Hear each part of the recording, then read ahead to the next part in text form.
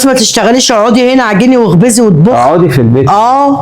وكلي من اللي احنا يا اختي بناكله منه واشربي من اللي احنا بنشربه. هتشتغل لما تديها قلمين على الخد اليمين وعلى الخد الشمال، دول معكفوف تتعدل. وبعدين انا بتعصب لما اختك بتفضل قاعده وانا شقيانه في كل ده بره وجوه. انت بصلها ليه؟ دي واحده ضيفه جايه زياره. دي قاعده مقيمه ما بتروحش. دي طالما ليها بيت وجايه هنا لامها تبقى بيت؟ هو فين البيت؟ واحد كبير عيله ما ينفعش اسيبهم. تقولي لي انت اعزل. طب لك منين؟ يعني ايه تجيب لي منين يا نور؟ اجيب لك منين؟ ما انت عارفه ان انا بجوز اخويا. طب انا مالي؟ انت خدت ذهبي اول ما اتجوزنا يا نور، بعدها بشهرين وعملت مشروع ما شاء الله بيكسب. ان شاء الله ربنا يفرجها.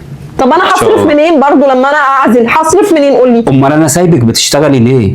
بشتغل من عليا ديون يا نور، ديون عليا ديون، ما انا داخله جمعيه بقد كده عشان ادفع ثمن الارض.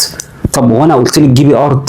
يعني انا غلطانه ان انا بامن مستقبل ولادي؟ طب انت امنتي ومعاكي ارض، انت تقدري تتصرفي. يعني انت لا هتصرف عليا ولا عايز تساعدني ولا عايز تساعد عيالك، امال ايه دورك؟ طيب يعني انت تساعد مامتك وتساعد اخواتك، طب احنا ايه دورنا في حياتك؟